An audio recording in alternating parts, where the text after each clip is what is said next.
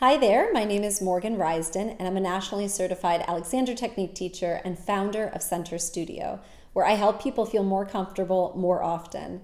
And today I want to share with you a story that requires actually a bit of a backstory. So when I graduated from college, my parents started traveling around the world, moving all over due to my father's job. So they ended up in different countries, different continents, from Australia to Canada, and now they're in Riyadh, in Saudi Arabia.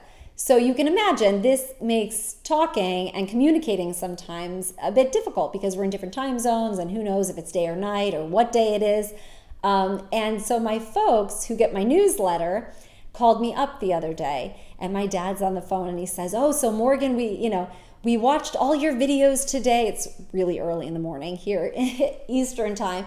And my dad said, "We've been watching them all day." And my mom shouts in the background, "Yes, yes, yes. And you misspoke. You said this word, but I think you meant this word. Boy, that is not a word. You need to go back and fix that because you said this and it's actually this." And so I said to them, "Oh, okay. Okay, so thank you very much. But yeah, I'm not going to change that."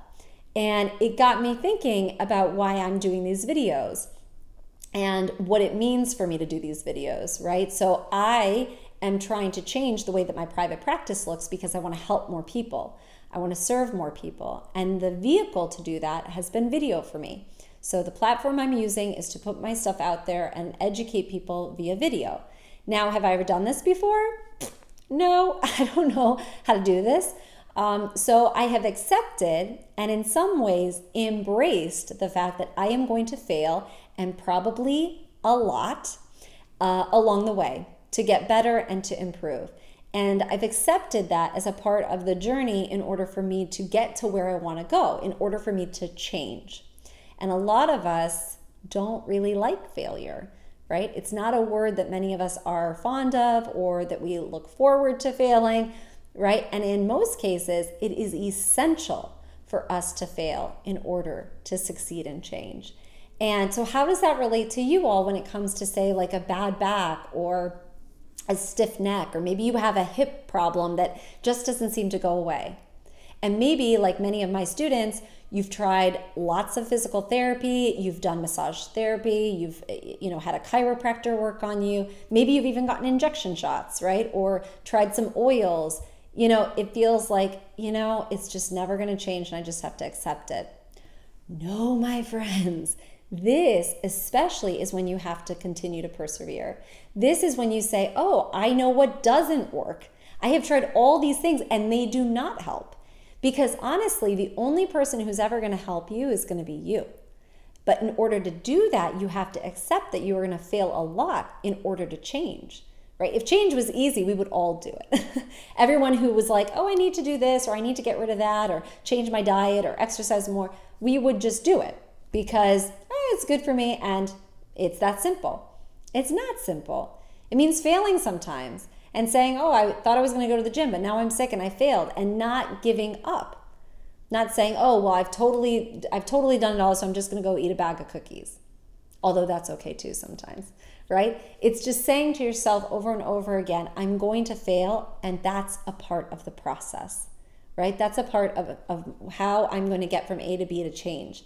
And the good news, friends, is that the Alexander Technique was actually created by a man, F.M. Alexander, who did this exact same thing.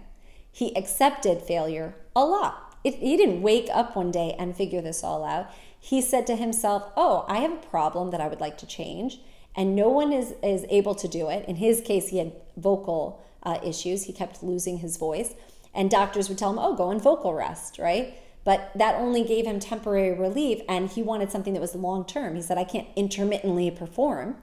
So in his case, he went out and he tried a whole bunch of different ways in order to get himself to where he wanted to change. And you better believe, friends, he failed a lot.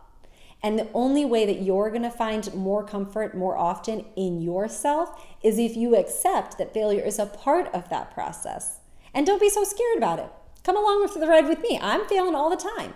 And if you can turn it into something that's enjoyable and that's not so scary, then you'll get excited. "Oh, I failed again. Oh, great. I know that doesn't work.